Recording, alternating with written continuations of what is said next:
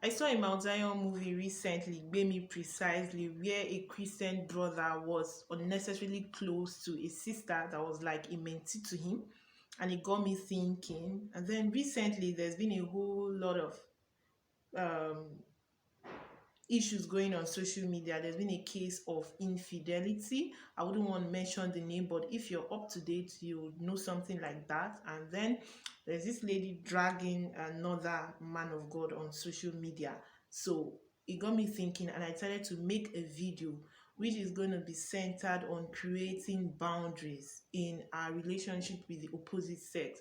Now, the point of creating boundary as a single lady with a married man, and then the point of creating boundaries as a married man with a single lady, laying so much emphasis on the mentor-mentee relationship. So welcome, guys. If you're new here, please do well to subscribe. And to all my existing subscribers, I say thank you so much for your support. Thank you for always turning up. I'm grateful. So good to have you around. So back to the business, mentor-mentee relationship. Now, I'm not here to condemn the mentor-mentee relationship because I'm a product of mentorship. Neither am I here to judge anybody, but I'm here to stress the point of creating boundaries because that's the issue we have in our relationships. People don't know where to draw the line. People don't know where to create boundaries. Now, this mentor-mentee relationship is really very common where you see a married man that is a minister or someone that is an evangelist that's so passionate about the gospel, and he's trying to mentor or nurture a young believer, a lady. Now, do we say that married men of God, married brothers, should not mentor ladies again? Well, I don't have the right to say that. If you are led to say, oh, please, I'm not going to do this because I don't want to set myself up for temptation, fine, good. But if you're not led to do so, how can you protect yourself? Now, this video is not just for married men. As a young guy, you're going to get married tomorrow. As a lady, you need to watch this video until the end. And now, don't be tempted to think that you speak in tongues for 100 hours, you speak in tongues for 500 hours and nothing can happen to you. Your what do I call it now, you're very strong, you're not moved by all this. The Bible says that he that thinketh he stands should take heed lest he fall. And Bible also says that we should watch and pray. Bible also says that the devil goes about like a roaring lion, seeking whom he may devour. So he's looking for a gap, he's looking for a crack to strike. And his main targets, they are Christians, they are believers. When he sees that as a man, you have a ministry ahead, you have a purpose for your life, he wouldn't go out there to bring a prostitute to you, because definitely he knows that you're going to reject it outrightly because sin is written all over it. But he might want to use something that doesn't really look bad. He might want to use something that you're so passionate about. He knows that you're passionate about the work of God. He knows that you're passionate about the ministry, and then he might want to use it to strike. He might want to use it against your marriage and against your life. If you watch that movie, Gbemi, you see that Brother John was close to this sister. And at first, his wife wasn't aware. So that is very, really totally wrong because his wife wasn't aware at the initial time from the beginning. So as a married man, if you have a lady that you're mentoring, I think from the start, your wife should be aware of this because you really have to get her involved in the whole process, in the whole business. Maybe you started mentoring this lady before you got married. Now, before you even get married, you should be able to tell your wife that there's this lady I'm mentoring, and it should not be like, this is my mentee. The moment you get married, it should be, this is our mentee. If really you're passionate about this, if really you're passionate about this work. So it is very wrong as a married man to have a mentee or to have somebody that is always looking up to you and your wife is not aware and you just feel like this is the work of God and I'm doing it. No, to be on a safer side, right? I think your wife should be aware of this, and it should not just be something that has to do with you alone. It should be a ministry for for the both of you. I have this mentor that is so passionate about young people, building young people up. He started the ministry even before he got married, and then some of the people he mentors are both sisters, brothers, and all that. He's really very passionate about it. Now, before he got married, he got his wife involved. He told the wife that this is sister, this person, this is sister, this person, this is brother, this person. So we already know that relationship has been established. So the wife is aware of who my husband is mentoring. And it's not something he does alone. So most of the time, like from the very day he got married, whenever you are talking to him on phone, when he calls you on phone to talk to you, it is always on loudspeaker. Whenever he's talking to his mentee sisters, it is always on loudspeaker. Even most time when he's talking to you, he will be like, my wife is here, we. Now, he doesn't even use the word I. Also, when he's trying to say that maybe I prayed for you, he will say we prayed for you. We prayed. I've never heard him use the word I since he got married. He will say we prayed for you. He will say so time we sat down, we've come up with this. We said we should suggest this to you. So he carries her along. And she's fully aware of that. It's not like he's foolish, really, but I just knew that he's trying to guide his life. He's trying to ensure that his marriage is balanced, at the same time, his ministry is balanced. So most of the time, it is even the wife that asks him, what of sister, this person, what of sister, this person, and then he'll pick the phone and call and say, my wife just reminded me of you. It is now their ministry, and I don't think with something like that, evil will be able to thrive, right? But when we just feel like, well, I can do this on my own, I can do this on my own, then the devil will capitalize on it and he will look for ways to strike. Where there is light, evil cannot thrive. So that is why you need to light up every part of your life. If you're a married man that is into ministry, not necessarily into ministry, but you relate with ladies every day, I think that you should in your relationship with your spouse, there should be openness. Really, that is number one. There should be openness, real openness. You should be able to say that there was this lady that came to my office. I gave her a ride, I gave her a lift when I was coming back from work. I was with this person. There should be openness. You should be able to discuss every detail. Now, it's not like your answer, yes, you should be answerable to your spouse, but it's not like you're foolish. You're just trying to help yourself. I read a post recently where the person says that a relationship that will thrive is a relationship where two people are vulnerable to each other, where two fools are together. Like both of you are fools. You literally act as fools. If as a married man you relate with people every day, you should be able to discuss with your spouse that there was this lady that came to my office. She came to apply for this. She said I should help her. I told her, okay, we should meet tomorrow at so place, this and that one. By the time you're open to your spouse like that, the devil will not be able to strike. Even when you want to fall, you know that my wife is aware of this, my husband is aware of this. So there should be openness. Evil cannot thrive in openness. But when we create areas of darkness, where things and where things are hidden, evil will be able to thrive. I think that's one of the ways, as married people, as married men, that you can help protect yourself. And then mentees should know their boundaries. Even though you're not a mentee, but if you're a single lady, you should know your boundary. You don't have to be loose. You don't just have to be free. Because somebody is your mentor and they're a single lady, you are calling this person around 11 p.m. or around 12 a.m. Yeah, there might be cases like that. There might be emergency cases like that. There might be cases where you need the attention of your pastor by that time. It's an emergency. But it is not always, though. But once, you should not make it a habit of calling. You are calling a married man around 11:30 p.m. and you say, sir, I just called to greet you. It's wrong.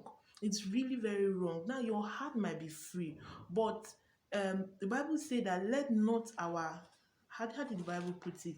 That our good should not be interpreted with if there's a place, there's a way the Bible put it. So you should be wise as a single lady. You're working with a married man. You should be very wise. You should not be loose.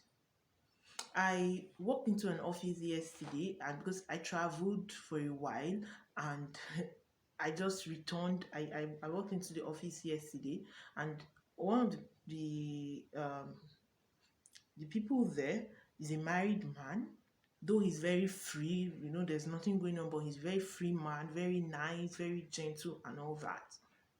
So he was really very excited to see me, really very excited to see me. And then immediately he saw me. He was seated, and then when he saw me, he was like, "Wow, it's been a while, happened here." And then he just opened his arms wide like this. And then I looked at myself, is it me that will go and fall into the arms of a married man? Even if he's not a married man, a single person, is hard. It's difficult to do it. Now, a personal principle though. But I didn't want to embarrass him because he's my senior. But I was wise enough. I just engaged myself. I did as if I was looking for something inside my bag. And when I saw that his arm was still like that, you know what I did? I humbly brought out my hand to shake him. Instead of how I can't imagine myself falling into his arms, right? To him, it might not be anything. But because sometimes men don't count this as anything, but as a lady, if a man doesn't is not disciplined well enough, I think as a single lady you should be disciplined. How will you feel if you're married and your husband is at work and he's hugging every single lady that comes to the office? So what do you want people to do to you, do also to them. Respect every married man's wife you see, whether you know the woman or you don't know the woman, because definitely you'll be a married woman and you would want to be respected. You see a single lady, she say that my best friend is a married guy. He's my best friend. He was my best friend before he got married. Now he's married. He say he's your best friend. Ah, hey. Really, it's not right. It's not right. Even though you were friends, yeah, you were really very close before that brother got married or before that guy got married. The moment he get married, normal sense should tell you that there should be boundaries. No one is saying that you should destroy the relationship, but you should know how best to relate with the person, and the guy involved too should know how best to relate with you. And that is why the safest way to do this is to make this person your family friend. Now he's no longer your best friend again, but they are your best couple. They are your best couple. So become close to the wife, become a friend to the wife. No one is saying you should destroy your relationship, but you can become close to the wife, and then the couple become your friend. As easy as that. But you see someone saying that I love my pastor, but I don't like my pastor's wife. Does it make sense? If that person is your mentor, yes, there are some pastors' wife that I don't know, but they really need to understand, because some of them they act in some ways that you'll be like, what is happening, right? But if really your pastor's wife is like that, then must your pastor be your mentor? You give them space. You go your way, you have the Holy Spirit to help you. So let's understand this. If you're the type that way, I love to give, I love to give, I love to give, and every time you're buying something for your pastor, buying something for your pastor, your motive might be right. That the Bible says, let not your good be evil spoken of. Your motive might be right, but the things surrounding it doesn't really make sense. So if you're the type that you really want to give and your pastor is your mentor or that brother is your mentor, now instead of giving to that brother, give to his wife. They are one. When you give to the wife and the wife say, see what Sister Kinikon gave me, the man will be happy. You've indirectly given to him. So buy that thing for the wife. Give it to the wife. So single sisters, please, let's know where to draw the line. Single ladies, let's know where to draw the line. You're working with a boss, and your boss is married, and he's been nice to you, he's been kind to you. Like you just want to reward your boss. Maybe you traveled out and then you want to buy something for your boss and all that. Why not buy for your boss and his wife, or buy for your boss's wife and give it to your boss and say, sir, I got this for your wife. He'll be very happy. You've given to him. So we've got to be wise here. You have a man, and every time you're calling, and never for one day will you say, how is mommy? Can I speak with mommy? Can I greet mommy? Can I see?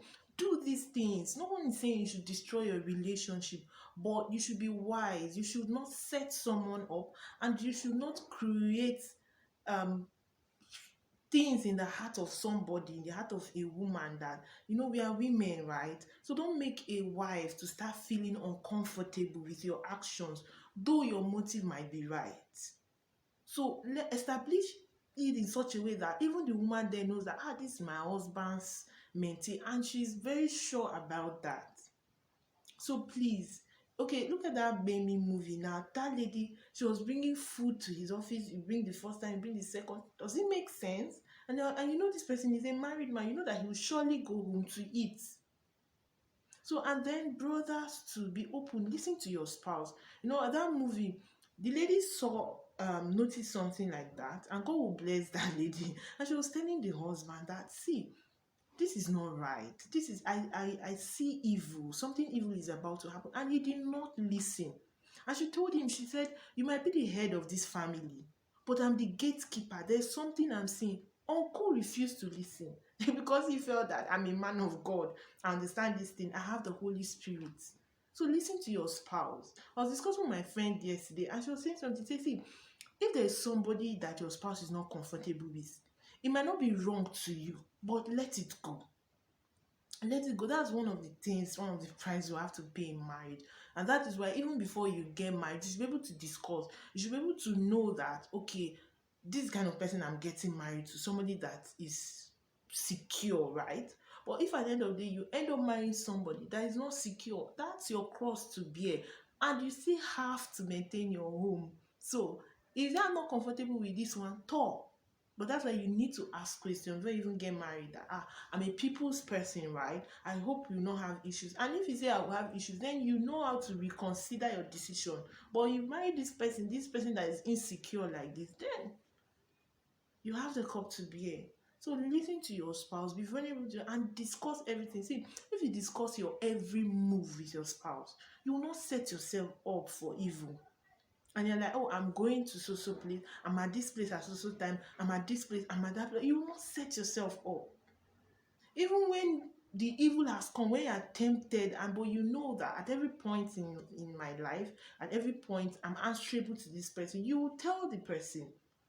So it is secrecy that causes this thing, when we tend to hide some things. And please, sisters, let's know the Holy Spirit for ourselves. Let's know God. Yeah, mentorship is good. And this is a challenge to young sisters out there. You're a lady, rise up too. You see, the reason why most ladies now, even in fellowships today, you see that every lady wants a brother to mentor, because they feel like brothers are the spiritual type.